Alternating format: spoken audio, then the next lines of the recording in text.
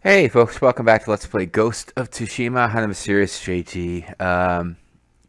To address a comment I got recently, and the person who made it knows, about whether I should quit playing the game if it's too emotionally affecting. I'm not going to get into it here. At some point very soon, if it's not already up when this goes public, I'm going to have to do a channel video about real life personal stuff. And let's just say I might be kind of like taken aback by some of the sort of tragic content of the game's story.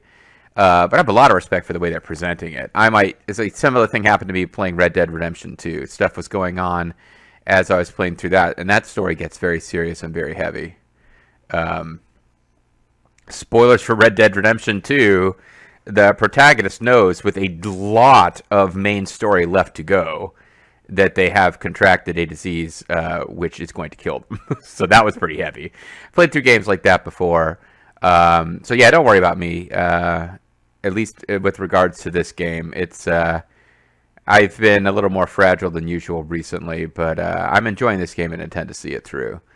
Um, I think I haven't stopped playing a game through yet. Once I set out to Let's Play a game, I've pretty much finished every game I've started Let's Playing. This is not going to be the first time I make an exception, but I I know I'm not obligated to finish playing any of these games. So anyway, appreciate the thought, but no, I hope I'm not coming. I hope I'm not overdoing it with that. But yeah, this game has thrown out some pretty heavy content, and I internally, everybody's got their own opinions. I internally have, some conflicting thoughts on video games or art, but sometimes sometimes you would prefer topics of different levels of seriousness be handled in different forms of art. And again, people back in the day would be upset with the idea of a film trying to handle an emotional topic when films weren't really doing that at the very early stages. I mean, the earliest films that you could go see projected in the theater would involve like a train arriving at a station and people being blown away. But film evolved over time. I know people who think very highly of comic books, and other people who think like, no, comic books should stick with silly stories for kids. People get offended by even using the term comic book to refer to a quote graphic novel, whatever. Video games are much the same. Video games have a unique difficulty compared to a lot of other. I'm going off into a big long tangent. Didn't mean to. Video games have a unique issue in that they're trying to sometimes not all video games. Some video games are trying to tell a narrative story, and some video games are trying to tackle very emotionally intense or sensitive topics. And the issue that video games have that other story mediums don't have is that it's supposed to be an experience where the player is actually controlling something. Which is why you have people decrying walking simulators. Like, how many games are out there available on Steam or whatever, where a story unfolds over the course, and maybe it's emotionally impactful, or maybe it's not, or maybe it's just like author self-obsession wankery, but the issue is they never come up with a gameplay experience. You're just kind of scrolling through a story that is just a story. So that's a tough balance to strike, and this game has that unfortunate thing where sometimes it just feels like you have kind of bare bones, not that compelling gameplay chunks interspersed with somebody who's really trying to make a movie. And in fact, in the options, I mean,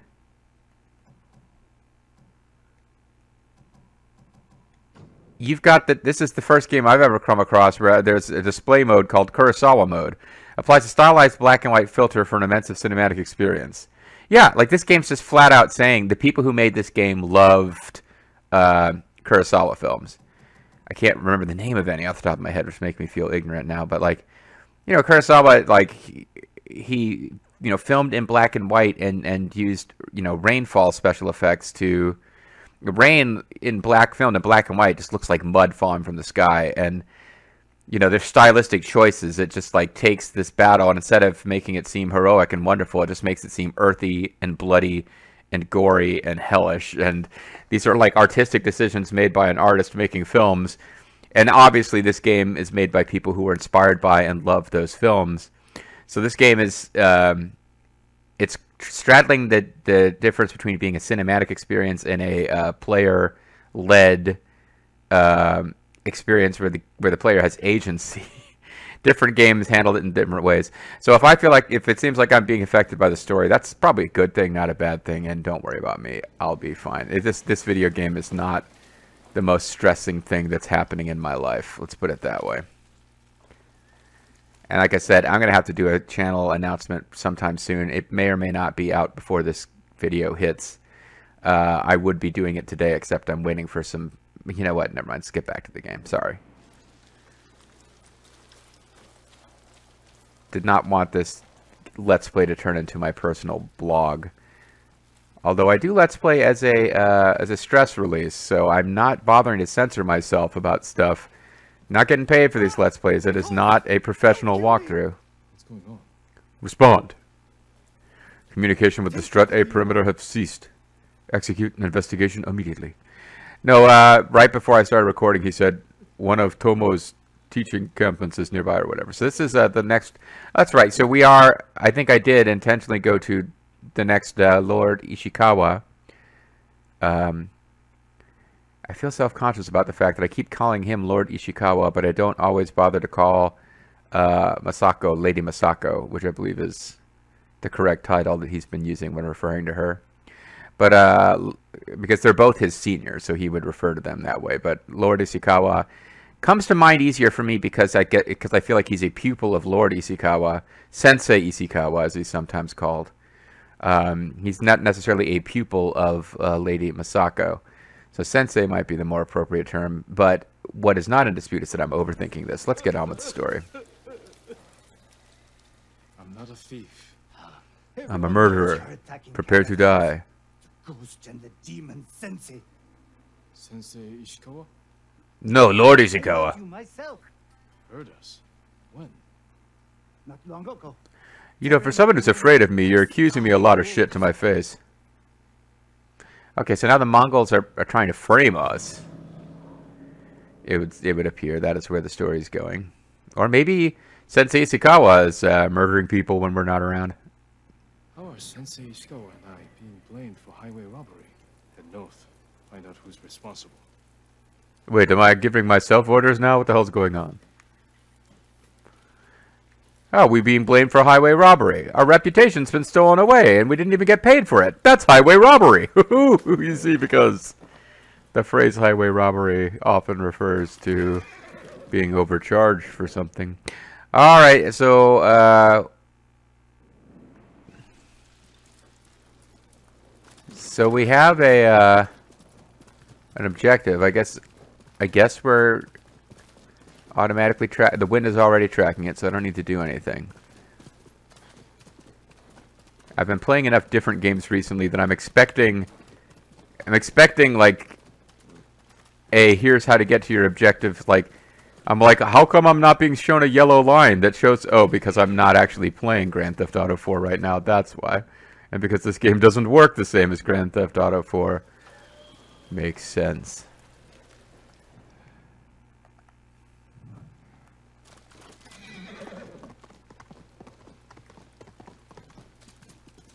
But that was kind of what I was waiting for. I guess we weren't quite close enough to have triggered. I know he said faster Nobu, but I thought for a second he said pasta fajoule, which would have not have made much sense in this scenario. You know, there's people who claim that the Chinese invented pasta. And I guess literally they might have invented pasta before the Italians did.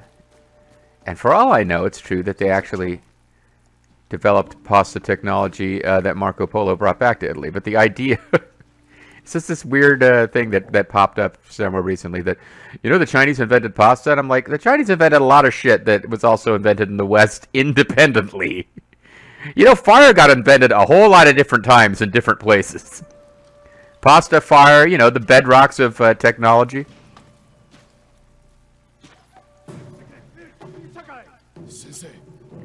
Oh, it didn't take long for them to figure out where I was. Shit.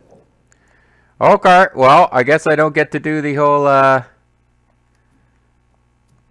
don't get to play the whole game of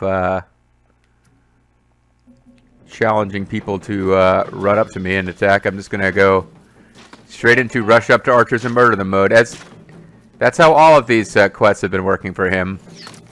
Always becomes about rushing archers.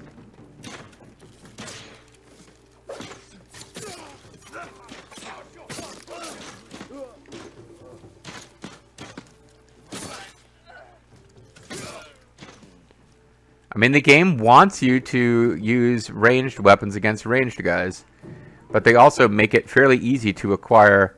You're welcome, Sensei. Yeah, I talked over that bit of dialogue there, although we couldn't hear Isakawa unless we're facing him because, you know, ears are unidirectional. But, yeah, like, all of his quests are oriented around letting you use ranged weapons.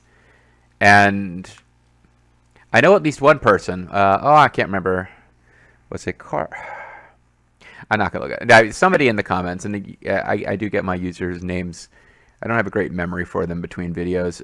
They were saying that they picked up this game against their better judgment based on my Let's Play. And I'm like, I don't get a cut of the sales profits. You don't have to buy a game because I'm playing it. But no, they did say they're really liking the story and that the gameplay doesn't seem that impressive. Well, this is a perfect example. Like, they set up all these quests where, you know, Sensei Ishikawa is the archer. You're always fighting archers with him. This is where they're trying to get you to do the ranged combat. But the ranged combat in the game just ain't that good. And they make it so you really don't have to do it if you don't want to. By making it really easy. All you got to do is hold the L1 button while you're walking. And if you use the skill, which... I mean, it's let's see. Yeah, you need to have 4 technique points, and at this point we've spent probably dozens of technique points. If you want, and I went for it fairly early because they were being a problem. I guess you wouldn't necessarily rush right towards this technology, but 4 technique points, which you can gain very early in the game. And archers are never a problem again unless you're fighting a lot of enemies at the same time, in which case any of these techniques could be... You're fighting so many enemies at once, it's difficult to use them correctly. But no, they just make it... Like, it's almost always... Maybe for somebody else, they're great at the ranged combat. It seems like it's always best to just run up to the archers and stab them, rather than getting locked down into being at a single place trying to fight them. You're the ghost. I guess that's not Lady Tomo. Well, she wouldn't be Lady Tomo, she's just Tomo. But, because she's bad. His caravan was ambushed. By you. Attacks lately. People say you're stealing supplies. Well, we are, but they shouldn't be. With the Mongols. I'm only stealing them from Mongols. I'll discuss this with Lord Sakai. Okay. So, why would oh, well, it wasn't Mongols attacking us, it was other guys. Paranoia and fear. Attacking caravans, blaming us. I caught up to his group too late. Saved him, but not the others. Where was he ambushed? Close. Why? Find the ambush site. Track the rest of Tomoe's group to their camp. That makes sense. I don't know why I didn't think of it, really. Nothing. She has me off balance. We'll put an end to that. We'll just push you over completely. Eat the food I gave you, and wait a while before you leave. Thank you, Sensei. Show me where he was ambushed. But Sensei, isn't that... Are you not going to help me more? I mean...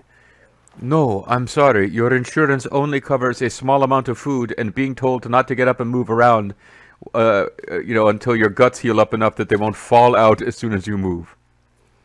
Sounds like the insurance I've got. Alright. How did you find me? Someone heard. I find you quite pleasant, Sensei. People avoid the roads because of Tomoe. When I caught wind of a merchant chancing a supply run, I followed. Why would Tomoe attack supply runs in Kushi Prefecture? Kushi? There's no strategic importance. No. She's after him. Shidera Temple inspires people. Would be a Mongol effort to break morale here. Tomo obviously has a personal thing against Ishikawa, but... Not all. Tomoe betrayed everything I taught her. Then she betrayed me. She has betrayed darkness. She has betrayed light. Sorry. It's, I assume all of you watched WCW regularly in the 90s and saw the introduction of the Zodiac Man as a member of the Dungeon of Doom, so you know what I'm referring to there. Convoy. And more victims of Tomoe.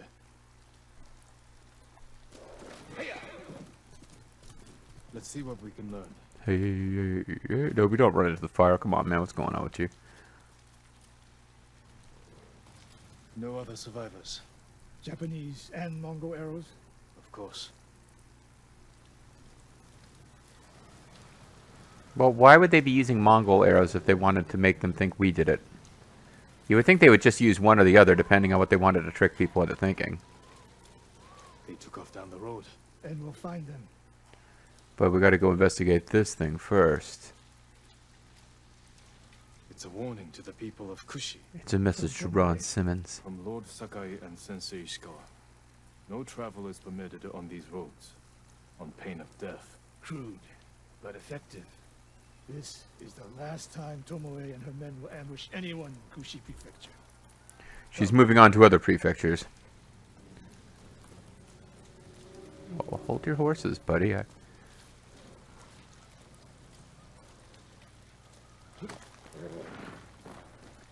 But this is an effective way to fight any, like, lone bandit here, like, you know, Robin Hood, any hero of that type who's just like a lone figure out in the woods giving the people hope. You try to vilify them. Great in fiction. Not so effective if you really do have an army that's trying to, like, actually take over. That's a great villainous technique to use in a narrative about a lone hero fighting for justice. Not so effective when really that lone hero is just one dude, and there presumably should be a larger effort going on.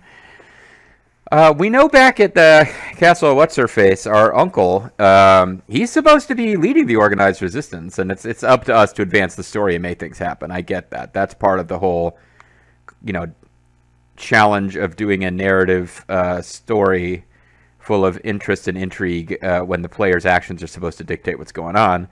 It's not like we can wander around visiting fox shrines, and if we spend too much time doing fox shrines, Uncle What's-His-Face will free the island without our help, and we get the bad end.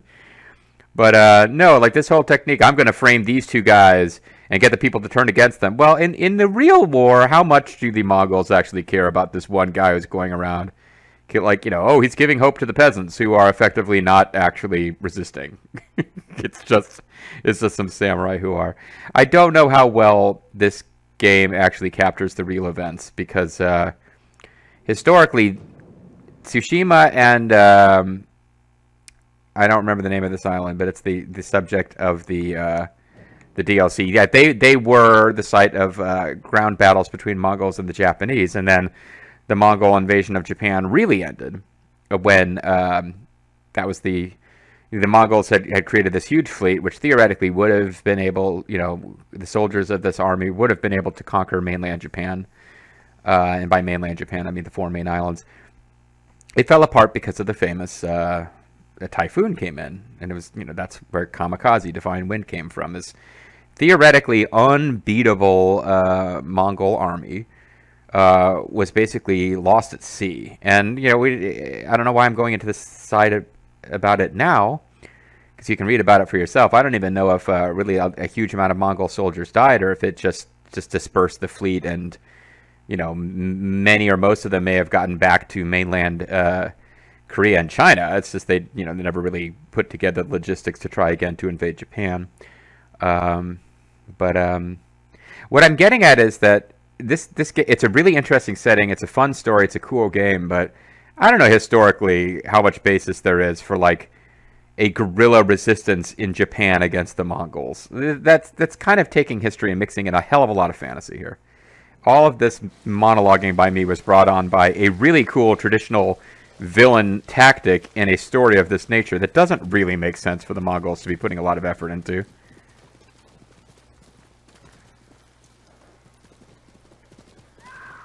Hurry! Before the night slips away. Dismount here. I was quoting Mana's The Hands of Fate there. No time to scout the camp. Now who's rushing in with his hakama half-tied? You got your hakama around your ankles, buddy. I always thought it was Hakama, but it's Hakama. So I learned something. Why is she here alone? I'll cut her loose. So that the ambush can take place. I mean, there's an ambush coming. We've been given lots of free arrows, so obviously there's an ambush coming. Can I grab any supplies first? Oh, hold on one second.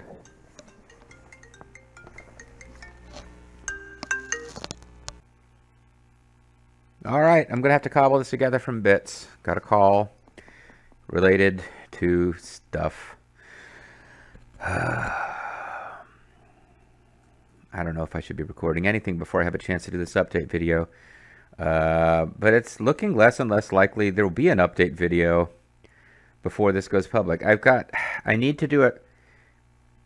Alright, this Let's Play, probably more than any other, I just go on to tangents. And there's stuff going on. I don't want to alarm people, but because I'm going to put together a channel video to talk to it. And I'm waiting for a couple of things to shore up, so I'm not doing like a series of update videos. And I'm getting news. Like I sat down to record a video all day long waiting for a call to give me some news about this situation. I sat down to record a video, and 2/3 of the way through I get a call. So I obviously drop everything to take the call. And the person calling was very polite about it, but it was like, yeah, we promised to call you to update. We don't really have anything to do to tell you. We're still working on this issue. But we promised we'd call you, so we're calling you. And I appreciate that, but it's like sometimes in life you get frustrated and you have to remind yourself not to take it out on people when it's not their fault. Anyway, let's return to the delightful escapist fantasy world of innocents being murdered by hideous invaders. This is the escapism that takes me away from the difficulties of real life. So I'm here, iron sharpens iron with mysterious JG. It's a reference to a different Let's Play. I'm here, I'm going to assume there's no point in switching to the ambush guy's outfit, because we are about to get ambushed. Excuse me, or if we're not, we're going to get sent elsewhere. But I think we're going to get ambushed, because the game is suspiciously providing us with lots of ammo to fight archers. Jonathan Archer, captain of the Enterprise A. I guess it was the Enterprise A on Enterprise. It's been a long road. Sorry. Getting from... No, I said I was going to stop. No, please, no. Please don't untie me like I told you to. It's a trap. She said... Tomoe, what did she say? She said I could live until the samurai came. Well, then why did you call for our help? Well... No! On the ledge! Aha, we might finally have encountered a situation where they found a way to prevent me from... Yep, they've done it. They finally made it so that I'm going to have to fight them the way that all of these were meant to be fought. And fair play to them. I've been saying they really have not made it to where I need to use bow and arrow power. Oh, but I know we got some sweet-ass archer hats. That's not the one. Betrayer hat.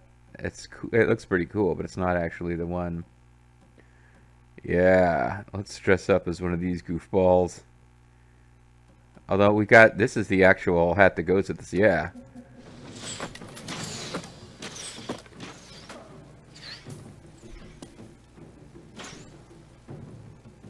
Wait a second. Did I get the standoff thing for a minute? Am I crazy? I'm crazy. That was not the standoff thing. Dosho.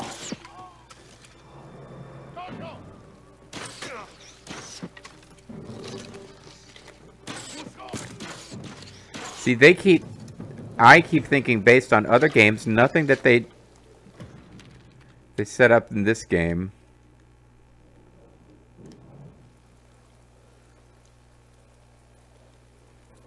Oh, I guess Ishikawa took care of it. I'm sorry, it's not my thing. Lord Ishikawa either already took care of it, or they gave up because they couldn't find me. But I think Lord Ichikawa took care of it. And if he gives me shit, then well earned. I just kind of wandered off into a weird corner and did not participate in that fight, really. This is his specialty, not mine. Let's get some more arrows. Sakai. Sakai, what the hell, man?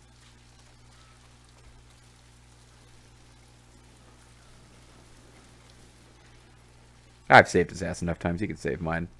Tomoe set a trap for us, and we walked right into it. Yeah, we're kind of dumb. I spoke with her 2 days ago. She texted me, said, "Sup." The captive. Heard her talking about a Japanese woman she saw with the Mongols. Yeah, she said, I asked her to find out where they I were could live camped. until the samurais arrive. You did what?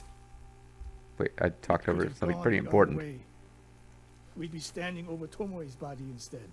You talk about what it means to be a warrior. How Tomoe undermines that. Mm-hmm. But you and she are the same. You expect us to be perfect. Yeah. Your uncle, me, Masako Adachi. But only a child expects perfection of his elders.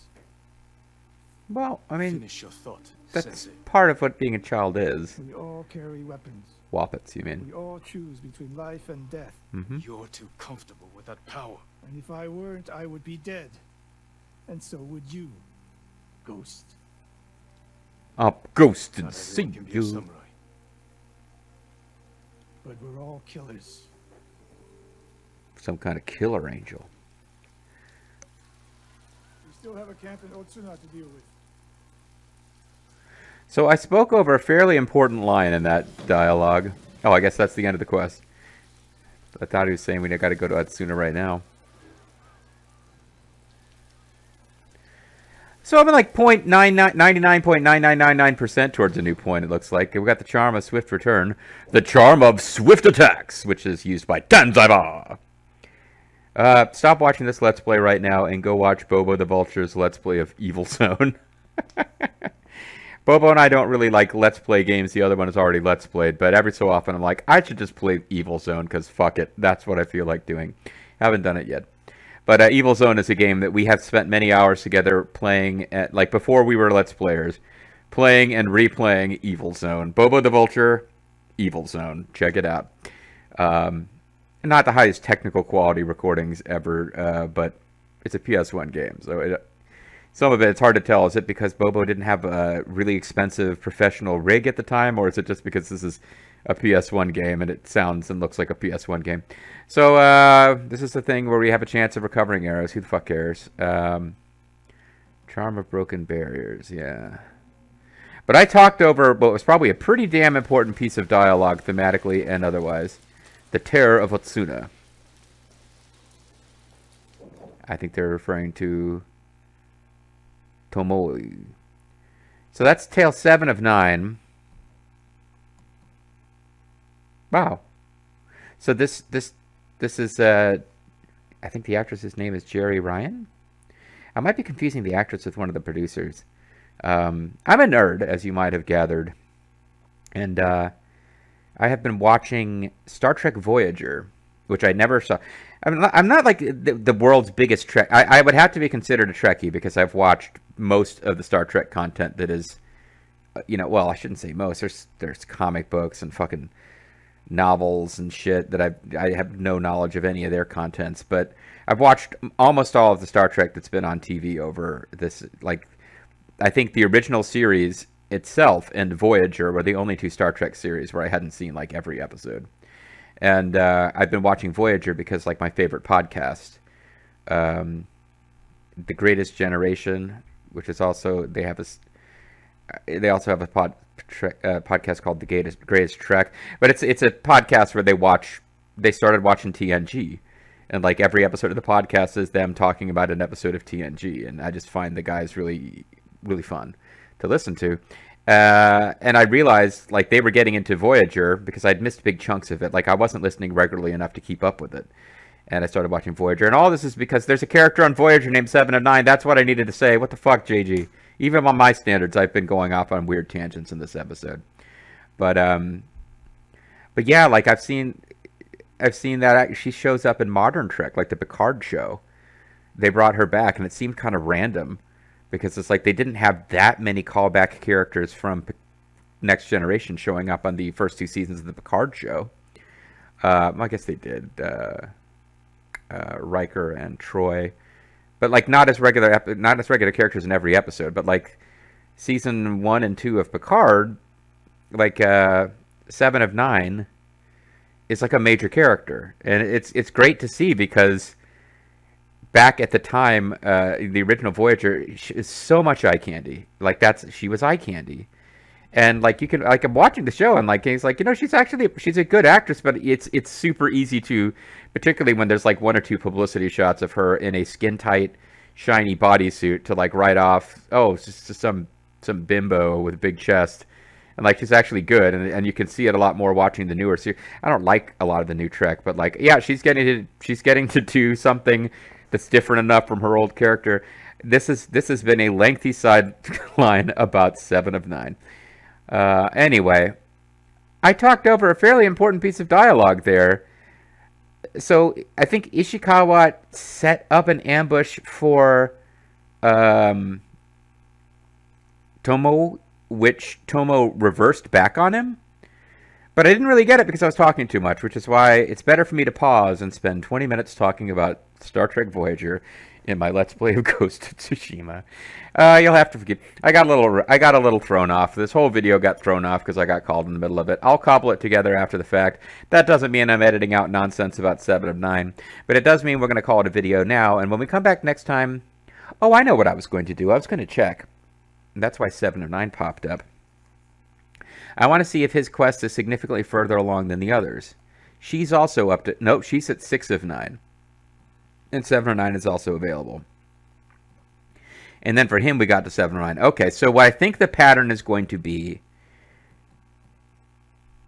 If I finish this quest, I don't believe 8 of 9 will become available. I believe 8 of 9 is probably connected. 8 of 9 and 9 of 9 are probably part of... I'm trying to figure out the frickin' map. 8 of 9 and 9 of 9 are probably all in Kamiagata. So what I think we'll find is that our main story, it'll be similar to this. We could get like 3 or maybe it was 4 of the quests before we needed to deal with Castle Kaneda and progress. So I think we'll try to finish Sensei Ishikawa's quest for now, next time. Then we'll move into doing the quest for Lady blah blah blah. Sorry, Lady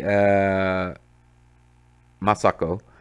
We'll finish her quest. Then we'll just do the rest of these. And if throughout all of that we haven't found everything on the island, we'll either just start hunting for more quests to do before we advance, or we'll just advance. Because my tentative plan is to get far enough in the main story that we've got at least the ghost armor, and then maybe before finishing the main story, kick over and do this sideline stuff, which I believe is... Well, we'll figure it out when we get into it, but I believe you can do the sideline stuff after the main story, but it feels like the main story is the real resolution of the story. Whatever. We'll be back next time with more of me talking about 7 of 9. Hopefully not. Bye-bye.